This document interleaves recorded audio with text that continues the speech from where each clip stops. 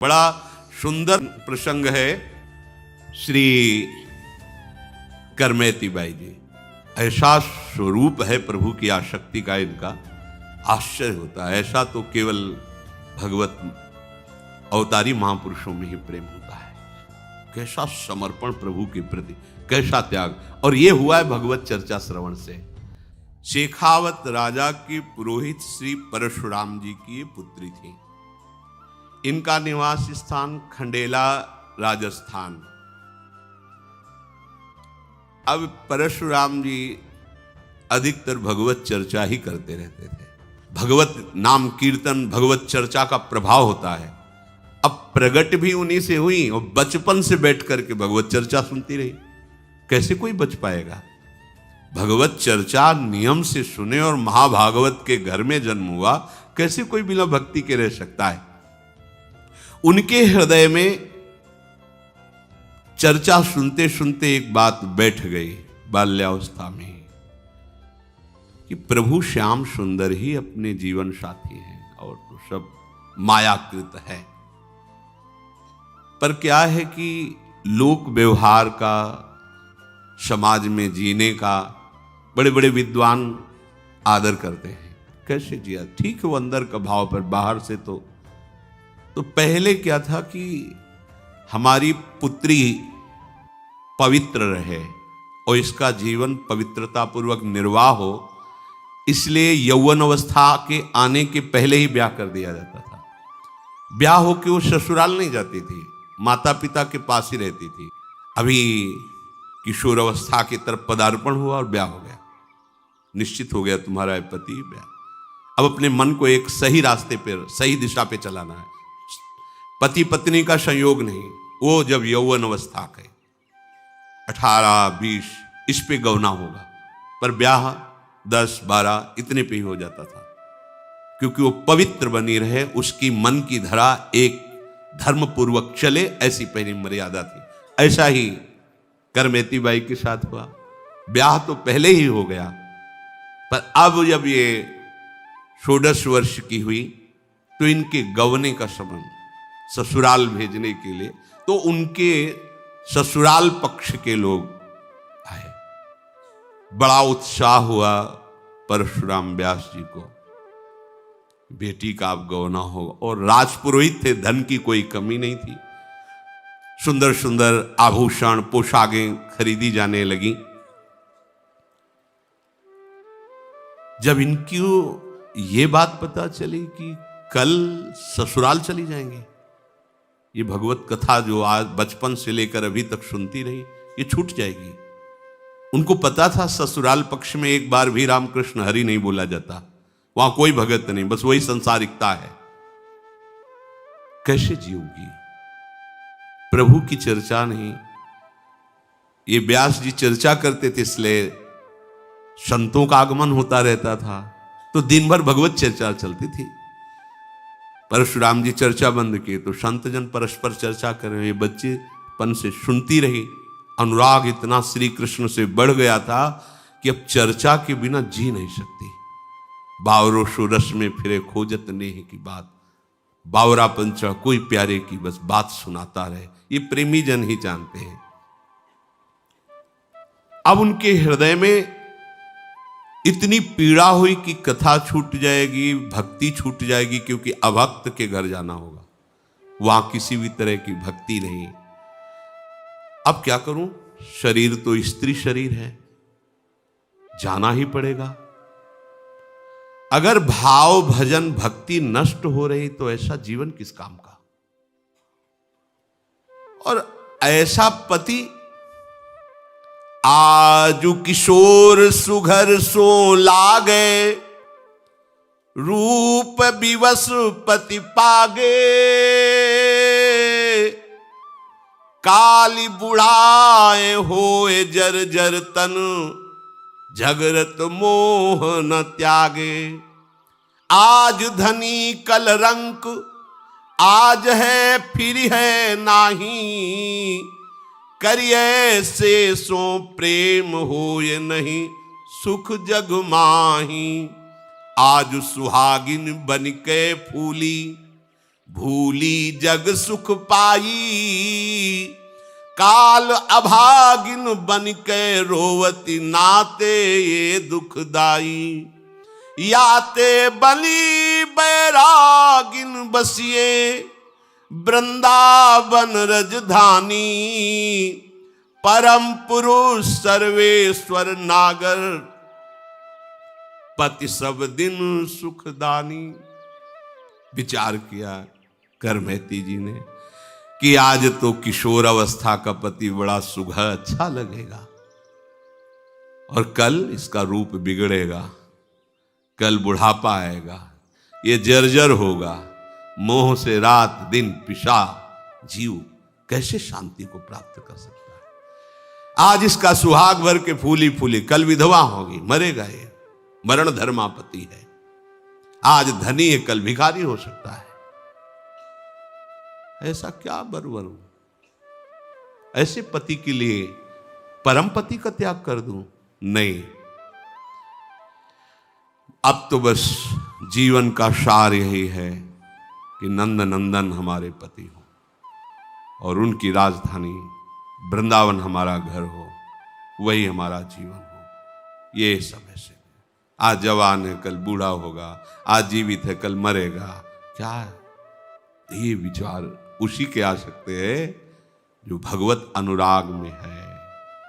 भगवत चर्चा सुनते सुनते प्रभु में ऐसा अनुराग हो गया कि ये परमहंसों की सोच है, ये गृहस्थों की सोच नहीं है, ये किसी स्त्री की सोच नहीं है, ये भगवत प्रेमी महात्मा की सोच है, किसी दूसरे जी। ये मीरा जी की सोच है जो करमेती जी के अंदर है। ऐसे बर को क्या बरूं, जो जन्मे मर जाए, क्या इसको। करमेती जी ने विचार किया, ये जन्म मरण, द्वंद्व, दुख सुख, संपत्ति विपत्ति, कर्म काल, ये घर परिवार पति पुत्र, ये स्वर्ग नरक, ये सब माया का प्रपंच है, ये सत्य नहीं है, मोह मूल है, ये परमार्थ नहीं है। इसका त्याग करके निरंतर प्रभु के चिंतन में लगे रहना, यही जीवन की सार्थकता है। वो मन में अपने श्याम सुंदर को बिठा करके सुंदर अर्चना वंदना अर्थात मानसिक सेवा में भी तन्मय हो जाती थी।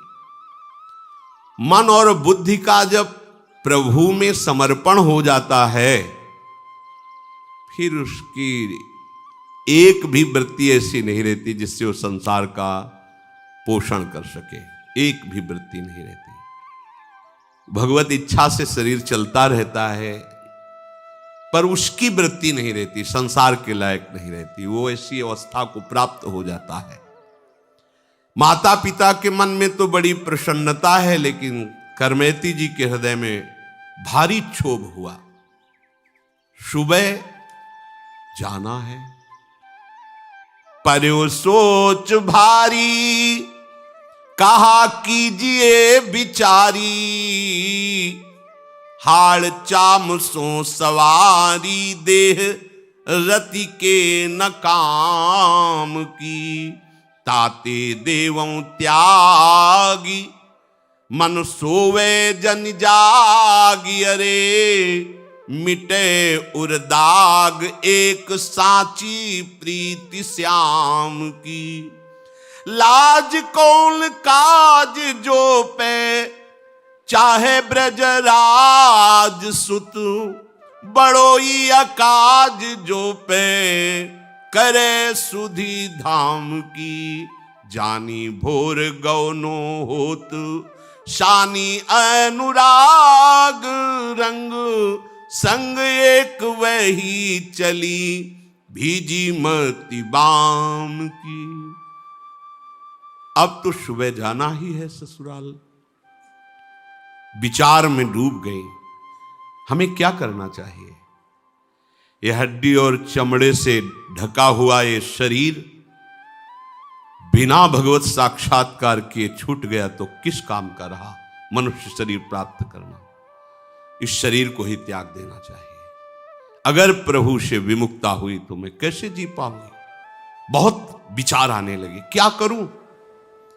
अरे मन तू जाग, सो मत, अब मत सो। ये बहुत ऊंची स्थिति की बात है। हाँ, ये चर्चा सुन के भाग पड़े घर से, ऐसे नहीं। स्थिति होनी चाहिए।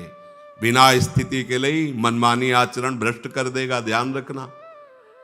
लौकिक हाड़ चाम का पति नहीं, अब तो श्री कृष्ण दिव्य बपू।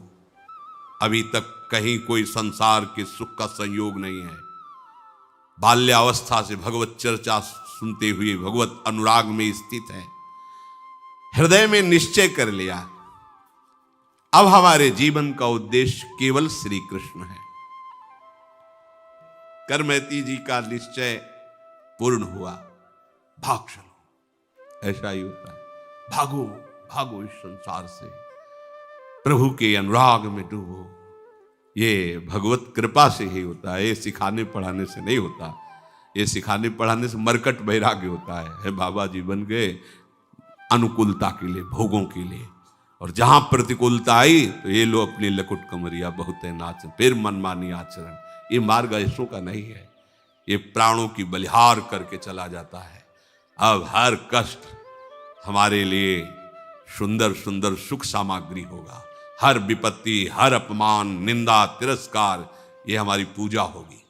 हम इस मार्ग में इन्हें पूजा की तरह स्वीकार, जैसे लोगों की पूजा होती है सुख पूर्वक सहते, ऐसे ही सुख पूर्वक अपमान, निंदा, सब कष्ट सहेंगे, पर हम अपने इस प्रेम के पथ से कभी डिगेंगे नहीं।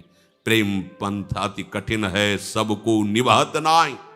ये सबके बस की बात नहीं, सब कोई कर सकता है, पर भगवद आश्रय और इतना दृढ़ कि बस अभी प्राण चले जाएं तो कोई परवाह नहीं, ऐसी स्थिति।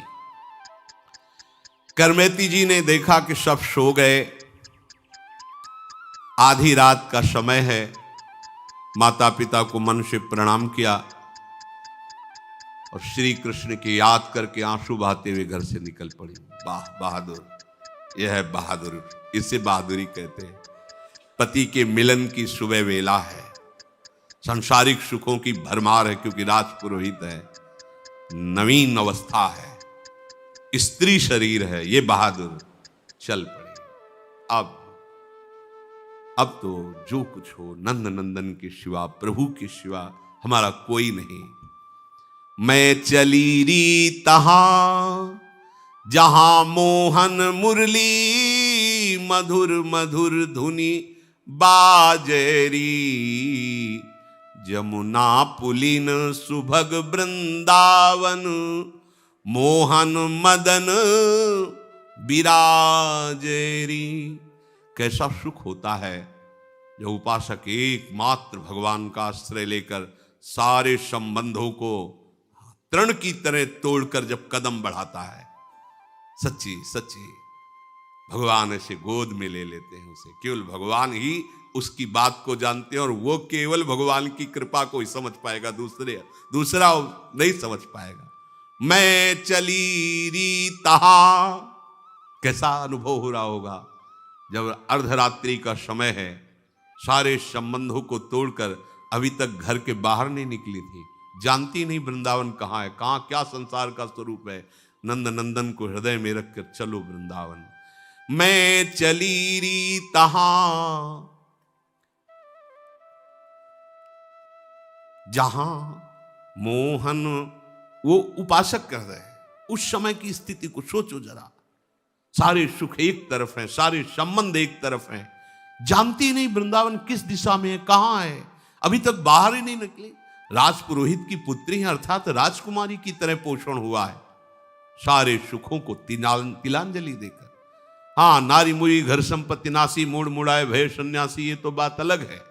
विपत्तियां हैं, बड़ी समस्याएं हैं, चलो एक मार्ग है, बाबा जी बन जाते हैं, खाने पीने की मौज रहेगी, कोई मेहनत नहीं करना, बड़ा मस्ती, चार प्रणाम करेंगे, ये सब, ये इन पथिकों का मार्ग है जिन्होंने ब्रह्मादिक के भोगों को भी ठुकरा दिया। मृत्यु लोक के भोगों की क्या बात, अपने प्यारे के लिए जिन्होंने जीवन न्यौछावर कर दिया। मैं चली री तहां जहां मोहन मुरली, मधुर मधुर धुनि बाजेरी, जमुना पुलिन सुभग वृंदावन, मोहन मदन विराजेरी। सजन नील घन श्याम बरन तन, लसत दामिनी छाजेरी।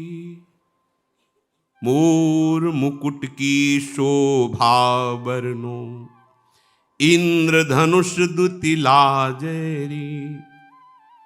ये शो अभी चली है, कदम निकाला, देख लो श्याम सुंदर बस गए मानस पटल पे। कोई उनके लिए कदम निकाले और फिर वो सिक्का साथ न दे, ऐसा नहीं होता।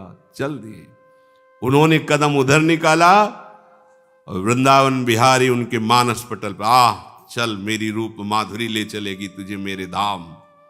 देख रहे सजल नील घनश्याम शोभा प्रभु की, मोर मुकुट की अद्भुत शोभा। घूंघरवारी अलके झलके, चंदन तिलक ललाटरी। अमल कमल दल मंजुल नैना, जोवत है मम बाटरी। कुंडल किरण कंठ कौस्तुभ मणि, आनंद मुख्य प्रकाशीरी।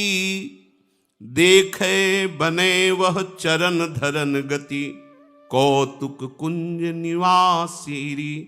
एक खास बात इसमें कह रहे, अमल कमल दल मंजुल नैना, जोवत हैं मम बाटरी। प्रभु ऐसे देख रहे मानो आज तक आपका इंतजार करता रहा, आप आ रहे हो, स्वागत है आपका, मेरा रास्ता देख रहे। अगर आप प्रभु के लिए रास्ता देख रहे हो तो प्रभु आपका रास्ता देख, कि आप एक कदम निकाल के तो देखो मेरे लिए, मैं तुम्हारे साथ हूं। सुंदर प्रभु की शोभा। जाको मन मिली रहो कृष्ण सो, ताकि अकथ कहानी री। कहे भगवान हित राम राय प्रभु, सुमिरन मांझ समानीरी। प्रभु के ध्यान में उनकी रूप माधुरी का पान करते हुए घर से निकल पड़ी। श्याम सुंदर की भावना, उनकी मधुर मूर्ति का दर्शन करते हुए आधी रात को घर से निकली। मन में तरह तरह के प्रेम तरंगे उठ रहे हैं। वृंदावन जाऊंगी, प्रभु मिलेंगे, जब मिलेंगे तो दौड़कर उनके गले से लग जाऊंगी। वो जब हमारे गले से लगे, कितना आनंद अनुभव होगा। अखिल लोक चूड़ामणि भगवान मुझे गले से लगाए, हम उनके चरणों में लिपट जाए। एकदम सामने वो रूप है और ये प्रेम तरंगे और कदम बाहर निकल। देखो ये किसी साधना से नहीं होता, आश्रय से। एकदम प्रभु के भरोसे कदम निकले तो प्रभु छा गए। ये बात है।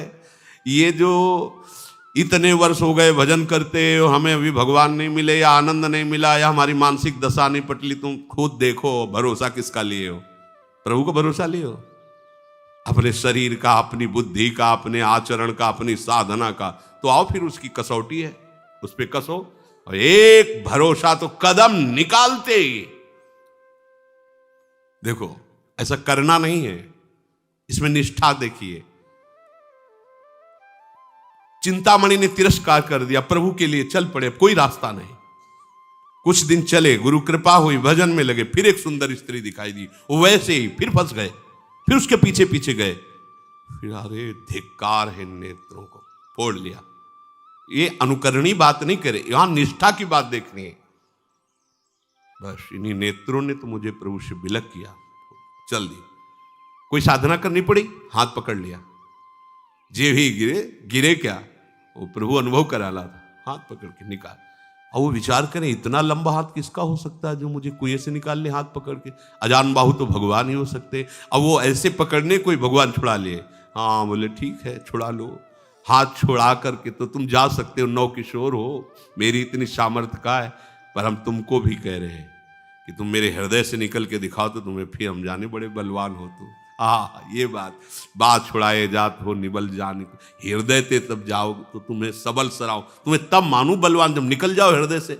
अब आज ये स्थिति हृदय में श्याम सुंदर बसे हैं, प्रेम तरंगों में कदम बढ़ते चले जा रहे हैं। वृंदावन किधर है कुछ पता ले, वही ले जा रहे, आंखें फोड़ ली, हाथ पकड़ के वृंदावन ले जा रहे हैं। भाव में ठाकुर जी बसे, ले जा रहे। कभी वृंदावन नहीं गई, कभी कोई रास्ता नहीं जानती, नगर का रास्ता नहीं जानती, राजकुमारी की तरह पालकी में चलने वाली राजपुरोहित की पुत्री हैं। अब प्रातः काल इनका नियम था, जब ये शैया से उठती थी तो प्रभु के मधुर नामों का उच्चारण करती। ये भक्तों का स्वभाव होता है। जैसे विभीषण जी उठे तो प्रभु का नाम कीर्तन, हनुमान जी को पता चल गया महाभागवत है, क्योंकि उठते ही नाम उच्चारण करना ये महाभागवत का लक्षण होता है। कोई आवाज ही कमरे से नहीं आई। उनकी मां का नियम था, जैसे कुछ लोगों के अलार्म की घंटी की आवाज से नेत्र खुलते, उनकी मां के नेत्र खुलते थे करमैती बाई के नाम कीर्तन से। आज नाम कीर्तन ही नहीं। सोचा रिश्ते नातेदार आए, शायद वो विलंब से सोई होंगी। वहां कमरे में गई तो करमैती बाई नहीं। अब तो हलचल हुई हृदय में कि रिश्ते नातेदार, अब पूरी खोज पूरे घर में नहीं, हाहाकार मच गया। करमैती कहां गई पता नहीं। माता पिता को बड़ा दुख हुआ, सबसे बड़ा दुख की ससुराल वाले क्या उत्तर, लड़की भाग गई, कहां भाग गई, किसके साथ भाग गई, क्या कैसे उत्तर। ये लोक व्यवहार बड़ा विचित्र होता है। उन्होंने जहां तहां ढूंढा पूरे नगर में, बहुत से दूतों को दौड़ाया, क्योंकि राजपुरोहित थे। सूचना तुरंत, राजा के राज सैनिक भी लग गए, तुरंत खोज की, क्योंकि मतलब ये सबसे बड़ा अपमान लोक में माना जाता है कि ससुराल वाले लिवाने और लड़की भाग गई। अब ये प्रमाण कैसे दे कि श्री कृष्ण को लेके भागी है या संसार के राग, कौन उनको बतावे। ससुराल वाले वैसे ही भक्त नहीं थे। करमैती बाई जी ने देखा कि राज सैनिक घोड़ों से आते दिखाई। उनको लगा कि पिताजी का ही ये भाव होगा, क्योंकि उनके सब अनुकूल हैं राजा, तो सब सैनिक मुझे ही ढूंढने के लिए आ रहे होंगे। अब मुझे क्या करना चाहिए, ये तो बिल्कुल समीप आ रहे हैं। तो वहीं एक मरा हुआ ऊंट का कंकाल था, ऐसे गीधों ने मांस खा लिया था, चमड़े से ऐसे ढका हुआ कंकाल, अंदर पूरा पोला हो चुका था, स्यार गीधों ने मांस खा लिया था, भारी दुर्गंध। अब भागने का अवसर नहीं, क्योंकि राज सैनिक घोड़ों से आ रहे हैं, तो उसी के अंदर घुस गई। मरे हुए ऊंट के ऊपर पूरी चमड़ी लगी हुई है, अंदर का मांस गीध और सियार कुत्तों ने खा डाला है, भारी दुर्गंध, उसमें घुस गई। देखो कैसी श्री कृष्ण मिलन की चाह। भारी दुर्गंध में भी उनको कोई परेशानी नहीं, लेकिन संसार की सुगंध नहीं चाहिए, संसार की सुख नहीं चाहिए। वो सड़ी दुर्गंध भी उनको बहुत अच्छी लगी। हृदय में जब प्रभु का मिलन का, प्रभु के चिंतन का सतत भाव रहता है, तो नरक भी नरक नहीं रहता, वो परमानंदमय हो जाता है। विषयों से कितनी घृणा हो जाती भक्त को कि यद्यपि ऐसी स्थिति में 1 मिनट भी रुकना मुश्किल, आसपास, फिर उसके अंदर घुस करके प्रेमोन्मत्तता देखो। अभी बालिका ही कही जा सकती, 16 वर्ष की अवस्था है, इतनी भारी दुर्गंध में वो बैठी। ये भगवान की भक्ति का प्रभाव होता है कि विष भी अमृत बन जाता है, आग भी चंदन की तरह शीतल हो जाती है। और यहां दुर्गंध में उनको जानते हो क्यों दुर्गंध नहीं लगी, क्योंकि मानस पटल पर श्री कृष्ण और घ्राणेंद्री श्री कृष्ण की सुगंध में मतवाली है, बिल्कुल दुर्गंध नहीं आ रही, आराम से उसके अंदर छुपी बैठी। 3 दिन 3 रात्रि ऊंट के खोल में, क्योंकि बराबर कर्मचारी जो राजकीय हैं वो खोज रहे हैं, अगर कहीं भागी तो पकड़ी जाएंगी। 3 दिन 3 रात, गजब की बात है। उस भारी दुर्गंध अंदर, अच्छा वहां कोई खोज नहीं सकता, कोई सोच भी नहीं सकता कि इसके अंदर करमेती वायु, कैसे कोई ऐसे, वहां तो आसपास कोई नहीं जाएगा, भारी दुर्गंध है। बीते 3 दिन वा करंक ही में संक नहीं, बंक प्रीति रीति ये कैसे करी गाइए। आयो को संग ताही संग गंग तीर आई, तहां सो अनहाई दे भूषण बन आइए। ढूंढत परशुराम पिता मधुपुरी आए, पते ले बताए जाए माथुर मिलाइए। सघन विपिन ब्रह्म कुंड पर बर एक, चढ़ी करी देखी भूमि असुआ भिजाइए। करमेती जी ऊंट के कंकाल में 3 दिन 3 रात व्यतीत की, भूख प्यास दुर्गंध सबसे। यहां क्या हालत है अपनी, प्रभु को क्षण क्षण में आदेश करते रहते हैं, ये व्यवस्था, ये व्यवस्था, ये अनुकूलता, वो प्रतिकूलता। क्या हमारी भक्ति है। महापुरुषों के चरित्र सुनने से अहंकार का चकनाचूर हो जाना निश्चित है। भक्त चरित्र यही, अहंकार को मिटाने के लिए भक्त संग, भक्त वाणी, भक्त चरित्र, दूसरा कोई उपाय नहीं। तिनकी संगति रहते। अब क्या भक्ति अपनी इन महापुरुषों के आगे, देखो क्या भक्ति है। जैसे हम पहाड़ के नीचे खड़े हो ऐसे देखे तब लगेगा हम कि, ऐसे ही हमें लगता है हम बहुत लंबे चौड़े हैं, और जब हम पहाड़ के नीचे खड़े होते तब क्या लगता है, अरे हम क्या, ये पहाड़ हैं भक्ति के। 3 दिन 3 रात न खाना न पीना, भारी दुर्गंध में श्री कृष्ण अनुराग, श्री कृष्ण मिलन के लिए। यद्यपि हम लोगों ने इससे भी ज्यादा कष्ट सहा है। मां के गर्भ में 9 महीने जहां मलमूत्र और सब गंदे पदार्थों के बीच में रहे, पर हमको भान नहीं हो रहा। 9 महीने रहे, सब कोई रहे, कहां रहे अच्छे से पता है, पर वो माया के द्वारा विस्मृति है उस दुख की। फिर हम नया गर्भ बनाने की चेष्टा कर रहे हैं, ऐसे कर्म कर रहे हैं, फिर हमें पता नहीं किस योनि की मां के गर्भ में जाना पड़ेगा। सुअर कुत्ता क्या बनेंगे, होश ठिकाने कर लो। यहां का कोई कष्ट नहीं है यदि भजन हो रहा है। भजन नहीं हुआ तो यहां का सम्राट सुख भी सुख नहीं, वो दुख है, एक क्षण में सब मिटिया मेट हो जाने वाला है। अभी प्राण निकले क्या, सब धरा का धरा रह जाएगा। ऊंट के कंकाल में ही 3 दिन 3 रात व्यतीत हो गए। जरा भी दुख नहीं, जरा भी घृणा नहीं, जरा भी शंका नहीं, जरा भी शिकायत नहीं प्रभु से। क्यों? बोले ये प्रीति की बाकी रीति है। प्रेमी कभी अपने प्रीतम पर दोष दर्शन थोड़ी करता है।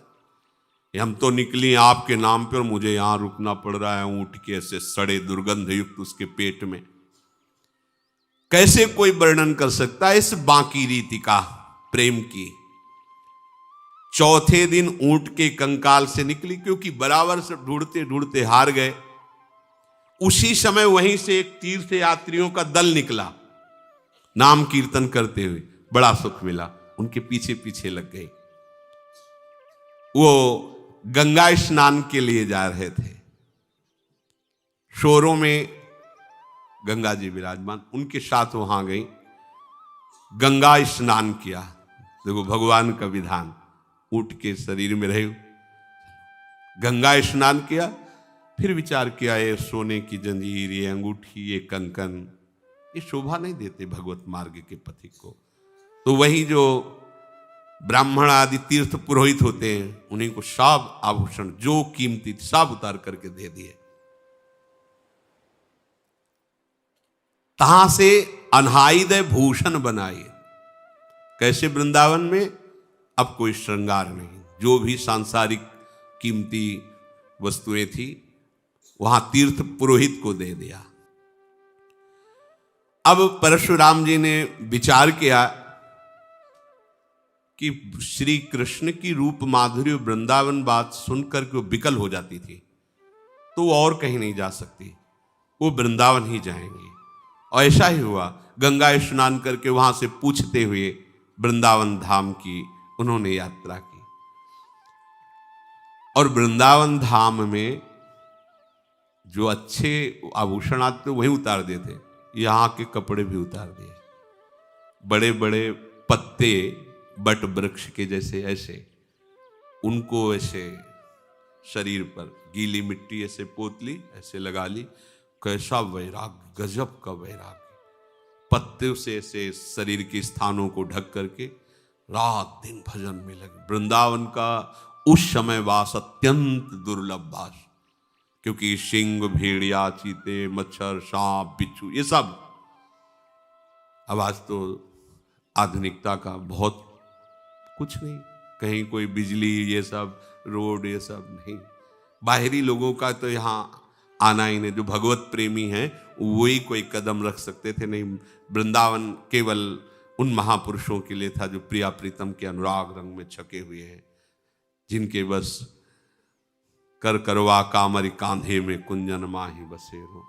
ये तो अत्यंत दुर्लभ रहनी है। व्यास जी ने, परशुराम जी ने विचार किया वृंदावन ही गई होंगी। वहां से आए और मथुरा में किसी चौबे ब्राह्मण के यहां रुके। वहां पता लगाया तो उनका, हाँ, कुछ दिन से चर्चा में है कि एक नव युवती वृंदावन में आई हुई है और बड़े वैराग्य से रह रही है। तो उनका वो हमारी बेटी ही होगी। चल, अब वृंदावन में ऐसे खोजना थोड़ी था कि ऐसे, तो वो पेड़ों पर उनके साथ आए और पेड़ों पर ऊपर चढ़ करके दूर दूर तक देखते। ऐसे नहीं घूम सकते थे आप, सघन वृक्षावली। जिस समय सब आचार्य कोटि के यहाँ ऐसा नहीं कि साधारण पुरुष आ सके कि यहाँ मनोरंजन, चलो वृंदावन घूम जाते, ऐसा नहीं था। कोई प्राण समर्पित करने वाला ही आता था यहाँ। और ये भी आए मथुरा के पंडा को लेकर, तो एक वृक्ष में चढ़ गए, दूर दूर तक देख लिया, फिर किसी ऊंचे वृक्ष पे चढ़ गए। ऐसे नहीं कि आप ऐसे ढूंढ लो, ऐसे घूम लो। तो एक वट वृक्ष के ऊपर चढ़े तो दिखाई दिया रज पोते हुए पूरे शरीर में ब्रह्म कुंड पर करमेती जी ध्यानस्थ विराजमान है। और ऐसा ध्यान कि आंख मुंदी हुई, आंखों से अश्रु बह रहा है। वहां की भूमि भींग गई, इतने आंसू। यहां 2-4 बूंद आंसू गिर जाए तो अपने को हम प्रेमी छपवाना चाहते हैं। वहां दशा क्या है, कितना कठोर जीवन। ये आंखों से अश्रुओं की धार बह रही, भूमि गीली हो गई। देखो इसमें वर्णन किया है कि देखी भूमि असुआ भिजाइए। ऊपर से देख रहे हैं बट वृक्ष से, वहां की भूमि गीली सामने की दिखाई दे रही। इतना श्री कृष्ण प्रेम में अश्रु प्रवाह हो रहा है। ये रंग जी के मंदिर के निकट है ब्रह्म कुंड। ये प्राचीन तीर्थ है। वत्सहरण के बाद ब्रह्मा जी ने यहीं प्रभु की स्तुति की थी, प्रदक्षिणा की, नमस्कार किया। इसीलिए इस तीर्थ का यहाँ बड़ा महिमा है, जो रंगनाथ जी के समीप है ब्रह्म कुंड, इसीलिए उसे कहा गया। वहां हो दूर से देखा मूर्तिमती मानो तपस्या विराजमान हो।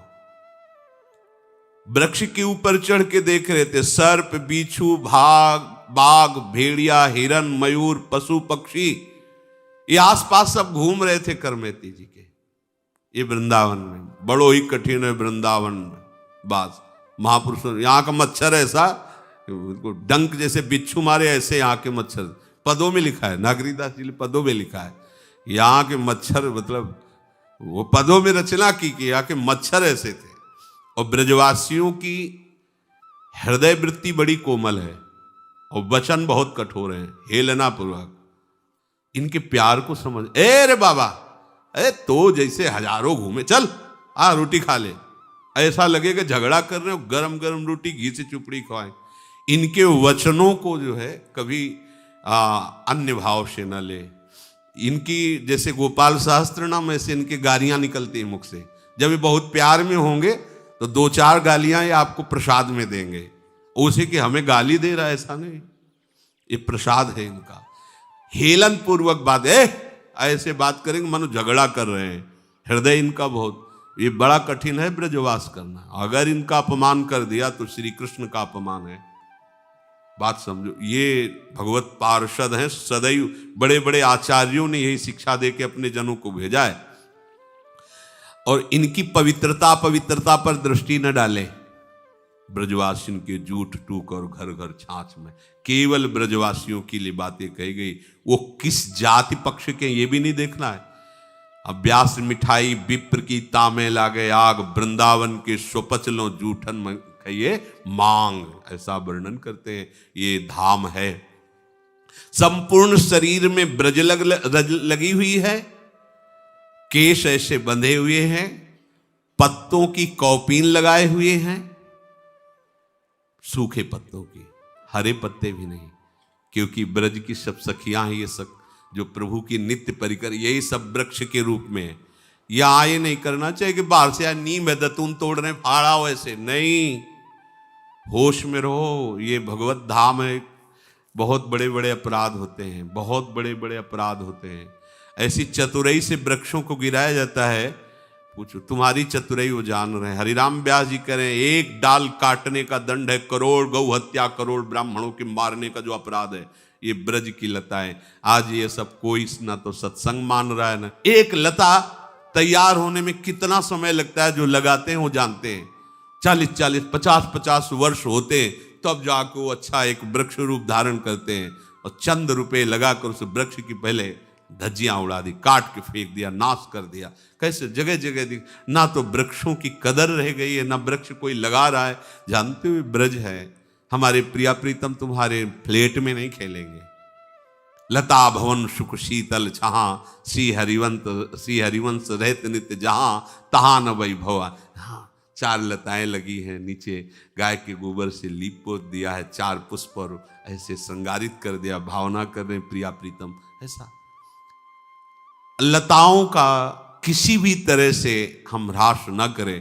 वो पत्ते भी तोड़ के अपने नहीं नए बांध रहे, पुराने पत्ते जो वृक्ष त्याग देते वही लगा रहे। यहां एक बार एक बड़े संत थे, उनके फोड़ा हो गया था, तो किसी ने कहा कि बबूल की हरी पत्ती तोड़कर पीसकर बांध देने से फोड़ा ठीक हो जाता है, धीरे धीरे वो ठीक हो जाता है। तो उन्होंने कहा कि यहाँ ब्रज 84 कोस के बाहर जाओ और कोई वृक्ष फिर उससे मांग करके लाओ। यहाँ ब्रज 84 कोस का नहीं, यहाँ का किसी भी पत्ते को भी नहीं। ये सब श्री जी के लिए है। ये 84 कोस के ये श्री जी के लिए, श्री जी के लिए डाल पत्ता जो भी टहनी उनकी शोभा श्रृंगार अपने प्रयोग के लिए नहीं है। मना कर दिया था, नहीं हमारे फोड़े में बांधने के लिए नहीं, जाना 84 कोस बाहर से लाओ, या नहीं। ये सब प्रिया प्रीतम के नित्य के लिए भूमि, एक एक पत्ता श्री जी के लिए। यहाँ वैसे भी नहीं कहते कि वृंदावन के वृक्ष को मरम न जाने कोई, यहाँ डाल डाल और पात पात पर राधे राधे हो। ये श्री जी के निज परिकर हैं। अब ऊपर से चढ़ के देखा, जबकि ब्रह्म कुंड में ध्यानस्थ करमेती जी विराज। अब तो नहीं रहा गया, चिल्ला के रो पड़े, वृक्ष से नीचे उतर करके आए। पहले तो थोड़ी देर बैठे रहे कि शायद आंखें खुले, जब देखा आंखें ही नहीं खुले तो लिपट गए चरणों में। बहुत बड़े विद्वान भी हैं, भक्त भी हैं, पर भक्त की चरम अवस्था करमेती बाई की है। देखो, एक टीस तो है, तुम बिटिया हो के ऐसा कर दिए, भाग गई हमारी तो नाक कटवा ली तुमने। ससुराल के लोग सब आए थे, गांव के, भाग गई लड़की। ये लोक में होता है ना, लोक में, मतलब ये जो लोक व्यवहार है ये बड़ों को ग्रसित कर लेता है, बड़ों को। देखो इतने बड़े विद्वान हैं, इन्हीं की कृपा से, इन्हीं के संग से उसके अंदर ऐसी प्रेममयी भक्ति जागृत हुई जो बेटी है। लेकिन पिता सब कुछ जानते हुए भी लोक का इतना प्रभाव है कि यद्यपि भक्ति को जानते हैं, भाव को जानते, तभी तो चरणों में गिरे, पर कह रहे तुमने बहुत हमारी नाक कटवा दी। सब जो राजपुरोहित थे, हमारी धाक थी, हमारे को 4 लोग दंडवत करते थे, अब 4 लोग बातें करते, नाक कटवा दी तुमने। उतरी के आए रोए पाए लपटाए गयो, कटी मेरी नाक जगमुख न दिखाइए।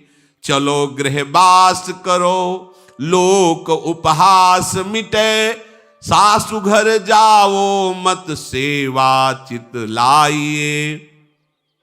को सिंह व्याघ्र अजू बपु को विनाश करे, त्रास मेरे होत फिरी मृतक जीवाइए।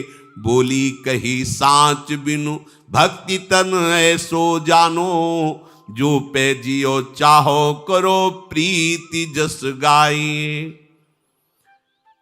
करमेती जी के पिता बट वृक्ष से उतर कर आए और करमेती जी के चरणों में लिपट गए। उन्होंने आंख खोली, देखा पिता। बोली बेटी ऐसे छिप कर भाग आना, तुम जानते हो मुंह दिखाने लायक नहीं रहे। जिधर से इन्हीं की बेटी भाग गई, नाक कटवा ली आपने, मैं मुख दिखाने योग्य नहीं रह गया। एक बार चलो तुम, संसार में मेरी हंसी हो रही, मेरी निंदा हो रही, तुम चलोगी तो शांत हो जाएगी।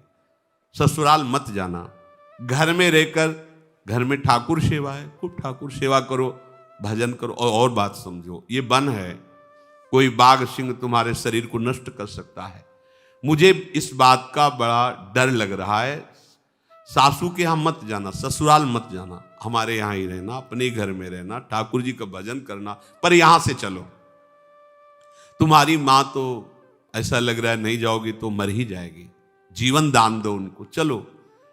करमेती जी ने कहा पिताजी सत्य कहा आपने, सत्य कहा। जिसका प्रभु से अपनापन नहीं है तो उसकी तो नाक कटी गई है, उसकी नाक है कहां? वो तो जीवित मुर्दे के समान, जिन हरि भगत हृदय ने यानी जीवित सौ समान थे। वो मुंह दिखाने लायक भी नहीं जिसके हृदय में भगवत प्रेम नहीं। वो समझते थे कि बेटी है, हमारे उपदेश का आप प्रभाव पड़ेगा। नहीं नहीं, अब तो ऐसा रंग चढ़ गया, अब किसी का और रंग, इस श्याम सुंदर का रंग जिसके ऊपर चढ़ गया फिर कोई रंग नहीं चढ़ता। वैसे भी कारी कांवर पर कोई दूसरा रंग अपना प्रभाव नहीं दिखा पाता। आप जीवन चाहते हैं तो मैं जो कहती हूं करो, प्रभु का यशगान, प्रभु का नाम कीर्तन, ये बात छोड़ो। आप ऐसे भक्त होकर कि संसार में अब हम मुंह दिखाने लायक नहीं रहे। हृदय में जब प्रभु से अपनापन हो जाता है तो ठीक उत्तर देने में कोई भक्त कहीं भी नहीं हिचकिचाता। हिरण्यकश्यप से नहीं हिचकिचा रहे, 5 वर्ष के बालक है प्रहलाद जी। परशुराम जी कह रहे हैं कि मैं राजा का पुरोहित हूं, इतनी भारी प्रतिष्ठा समाज में है और तुम यहां भाग के चले आई हो, जानती हो हमारी क्या दशा हो गई है। किसके लिए रो रहे हैं? किसके लिए रो रहे हैं? बड़े विद्वान हैं, भगत है, किसके लिए रो रहे हैं? प्रतिष्ठा के लिए रो रहे हैं। मतलब आप देखो, जैसे घर परिवार के लोग होते हैं, आप बहुत सुख सुविधा सब दो तो फिर वो पूछते हैं देखो तुम ठीक से रहा करो, अगर तुम्हें कुछ हो गया तो हमारा क्या होगा। सूक्ष्मता से बात पकड़ना। देखो इनको, बहुत विद्वान हैं, भगत हैं, महापुरुष, हमारी प्रतिष्ठा धूल धूसरित हो गई। किसके लिए रो रहे हैं? किसके लिए पैर पड़ रहे हैं? बेटी आज मैं निहाल हो गया तुम्हारी जैसी बेटी पाके, क्योंकि शास्त्र का ज्ञान इनको है। तुम भगवान की ऐसी भक्ता, अब मुझे कोई परवाह नहीं, पर तुम्हारे शरीर को इस स्थिति में देखकर मुझे कष्ट हो रहा है कि तुम्हारे शरीर को ऐसी पीड़ा ना, कितनी सुकुमारता से पली तो थोड़ी बात समझ में आवे कि चलो एक भी शब्द, भय दिखा रहे हैं कि व्याघ्र सिंह हो सब तुम्हें खा जाएंगे, चलो तुम्हारी माता जीवित हो जाएगी, हमारी इज्जत बच जाएगी। यही हाल संसार का है, यही हाल है। कहीं तुम कटी नाक, कटे जो पे होए को। करवेती जी तुम्हें नाक है ही नहीं तो कटेगी। कह रही है यही बात खास, ये बहुत गंभीर विषय है, गंभीर बात है। कह रहे तुम कह रहे हो नाक कट गई, तुम्हें तो नाक ही नहीं थी तो कटी क्या? नाक जानते हो किसे कहते? भगवान के प्रेम को नाक कहते। तुम्हारे है ही नहीं भगवत प्रेम, तुम्हें तो नाक कट गई। बुद्धि बड़ी, चतुराई बड़ी, सुख सुंदरता तन सो लपटी है। मान बड़ो, धन धाम बड़ो, यश कीरत हु जग में प्रगटी है। झूमत द्वार गजेंद्र हजार, सुरेशहु ते कछुनाई घटी है। तुलसी का राम स्नेह बिना, मानो सुंदर नारी की नाक कटी है। अगर भक्ति नहीं है तो नक कटा तो वैसे ही हो, तुम्हारी नाक ही नहीं तो क्या तुम्हारी नाक कटेगी। कहीं तुम कटी नाक कटे जो पे होए कहूं, नाक एक भक्ति नाक लोक में न पाइए। बरस 50 लग विषय ही में वास कियो, तऊ ना उदास भये चबे को चबाइए। कैसा सुंदर उपदेश है। देखे सब भोग मैं न देखे, एक देखे श्याम, ताते तज काम तन सेवा में लगाइए, रात त्यों ज्यों प्रात होत ऐसे, तम जात भयो दयो लय स्वरूप प्रभु गयो ही आइए। करमेती बाई ने कहा कि आपने कहा मेरी नाक कट गई है, तो मुझे तो तुम्हारी नाक ही नहीं दिखाई दी अभी तक, तो कटेगी क्या? अर्थात तुम नाकवान हो ही नहीं। नाक कहते हैं भगवत प्रेम को, और वो तुम में दिखाई नहीं दिया। ये शुद्ध भक्ति की वाणी है, मोहग्रसित नहीं है। तुमने प्रतिष्ठा को अपनी नाक समझा, जिसे हम नाक ही नहीं मानती हैं। प्रतिष्ठा कोई नाक है? नाक कट गई, नाक है भक्ति। तभी हम कहते हैं हमारी इज्जत है श्यामा श्याम, हमें कभी कोई बेइज्जत कर ही नहीं सकता। हमारी इज्जत शरीर थोड़ी है, हमारी इज्जत ईमान प्रतिष्ठा थोड़ी है। ये तो आज है, कल निंदा होगी पक्का। रात है तो दिन होगा, दिन होगी तो रात होगी। ऐसे प्रशंसा है तो निंदा होगी, निंदा है तो प्रशंसा होगी। ये चक्र है। राजी मत हो जाना कि वाह वाह, नहीं तो रोते नहीं बनेगा। तैयार रहो, रात्रि आने वाली, प्रकाश की व्यवस्था कर लो। दिन में सावधान रहो, रात्रि आने वाली है, प्रकाश की व्यवस्था कर लो, तुम्हें रात्रि खटकेगी नहीं। पहले से समझ लो, इसका कोई महत्व नहीं है। संसार का नमस्कार या तिरस्कार हमारे अंगूठे पे, श्री जी की तरफ। अगर आपने संसार के नमस्कार को स्वीकार किया तो दहाड़ मार के इसी संसार के सामने घुटने टेक के रोना पड़ेगा। अगर आपने संसार का सम्मान नहीं स्वीकार किया तो अपमान तुम्हें छू नहीं सकेगा। और ये होगा बराबर, महापुरुषों के जीवन में हुआ। कभी जय जय तो कभी कोई निंदा करने वाला, अपमान करने वाला, मारने पीटने वाला भी भेजा जाएगा। ये माया का खेल है। तैयार रहो, दांव पेच पक्के रखो। गुरु मेहरबान, चेला पहलवान, कोई परास्त नहीं कर सकता, क्योंकि प्रियालाल के चरणारविंद का आश्रय, उन्हीं से सुख का अनुभव, संसार से नहीं। करमेती जी ने कहा आपने प्रतिष्ठा को नाक समझा है, इसलिए हमने आपको नाकवान समझा ही नहीं है, तुम्हारी नाक थी ही नहीं। अच्छा, आप विचार कीजिए, 50 वर्ष के आप हो गए भोगों को भोगते हुए, क्या आपको अरुचि हुई? अपने पिताजी से ही पूछ रहे। आज भी उसी विषय में आसक्त हो, चबाए हुए को चबा रहे हो। तुम्हें उस घर से वैराग्य नहीं हुआ, उस सम्मान से, उस प्रतिष्ठा से वैराग्य नहीं हुआ। बार बार भोगे हुए विषयों को भोगने की इच्छा और भोग रहे हो। क्या तुम्हें ज्ञान है? भोगे हुए विषयों को बार बार भोगने वाला कोई ज्ञानी होता है? मैंने तो सब भोगों को देखा है, भोगा नहीं। करमेती बाई जी कह रहे हैं अब तो देखने की भी इच्छा नहीं रह गई है। मैंने तो केवल एक श्याम सुंदर को देखने की ठानी है, भोगों को नहीं। अब कोई भी ऐसा नहीं कि मेरी दृष्टि को संसार की तरफ ले जाए। ये निष्ठा, जैसे रत्नावती जी ने कहा, ये दृष्टि तो लाल बिहारी में बिक गई है। प्रणाम कर रहे होंगे तो लालजू को कर रहे हैं, अब ये दृष्टि नहीं। आप सभी कर्मों को छोड़कर प्रभु के आश्रित हो जाइए। तन मन और धन को ठाकुर सेवा में लगा दीजिए। बहुत समझाया बुझाया, करमेती बाई तैयार नहीं हुई। तो उन्होंने प्रणाम किया करमेती बाई को। उनका जो मोह जनित अज्ञान था वो नष्ट हुआ। प्रातःकाल होते ही अंधकार जब दूर हुआ तो वो तो घर को जाने को तैयार हुए। एक दिन यमुना स्नान करते हुए एक कृष्ण मूर्ति मिली थी करमेती बाई। उन्होंने वो मूर्ति लाकर छुपा दी थी, वो मूर्ति ला के दी और कहा इससे घर में विराजमान करो, साक्षात श्री कृष्ण है और इनकी सेवा में तन्मय हो। और जो मैं कह रही हूं उस बात को ध्यान दो कि अब चबाए हुए को मत चबाओ, अर्थात निर्विषय बनो और अपने तन को, मन को प्रभु के चरणारविंद में लगाकर केवल उनके चिंतन में अपना समय व्यतीत करो। उनके अंदर भी वैसा ही वो मूर्ति प्राप्त करके जे ही सेवा में लगे तो करमेती बाई के दर्शन और उनकी कृपा से उनकी चित्त वृत्ति का मोह नष्ट हो गया, जो संसार की तरफ अब तन्मय होने लगे। राज दरबार नहीं जाना, किसी से बात नहीं करना, आठों पैर प्रभु की सेवा में रहना। राजा ने जब प्रार्थना करवाई तो उन्होंने कहा अब एक दरबार हमें मिल गया, अब हम दूसरे के दरबार में नहीं जा सकते।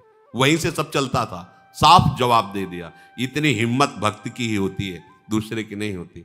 तो राजा नाराज नहीं हुआ, वो स्वयं चल के आया और जब देखा सेवा में मगन है, साष्टांग प्रणाम किया और कहा आपको अब कभी दरबार आने की जरूरत नहीं, समय से सेवा यहाँ पहुँच जाया करेगी। करमेती बाई प्रभु श्री कृष्ण का चिंतन करते हुए अपने शरीर का वृंदावन में ही त्याग किया और नित्य सेवा में पहुंची। मैयासक्त मना पार, ये भगवद आसक्ति, ऐसा भक्त समस्त योगियों में, ज्ञानियों में, तपस्वियों में, कर्मकांडियों में सर्वश्रेष्ठ है, जो केवल प्रभु से प्यार करता है, केवल प्रभु के लिए जीता है, केवल प्रभु का भरोसा है। यहां केवल शब्द पर, अनन्यता पर ध्यान दीजिए। एकमात्र बहुत से जन्म अपने मनमानी में व्यतीत कर दिए, अब जितना बचा है उतना दे दो प्रभु को, ईमानदारी से दे दो। देख लो ना, ये भी खेल के देख लो, अलग अलग जुआ खेले हो, कभी पत्नी में पूरा जीवन, कभी धन में, कभी किसी नशा में, कभी और गंदे आचरणों, कई जन्म ऐसे चले गए हैं। एक जन्म, जितनी अवस्था अब आपकी है, जितनी में भी आप सुन रहे हो, इसे केवल प्रभु की अनन्यता में समर्पित कर दो, निहाल हो जाओगे। देखो भगवान प्रारंभ में सत्संग कि अगर वो अंतिम समय भगवत स्मरण नहीं बनता तो मैं उसका, मतलब मेरी तो बात बन गई। अपने लोगों को सोचना है मेरी बात बन गई, अब तो भगवद आश्रय ही हमारा जीवन है। और ये तभी माना जाएगा आप भगवद आश्रित हो जब केवल प्रभु का चिंतन, प्रभु का नाम, प्रभु का रूप, प्रभु की लीला, प्रभु का गुण, प्रभु के धाम, ये जीवन की परम सार्थकता है। शेष चर्चा आगे। श्री राधा वल्लभ लाल।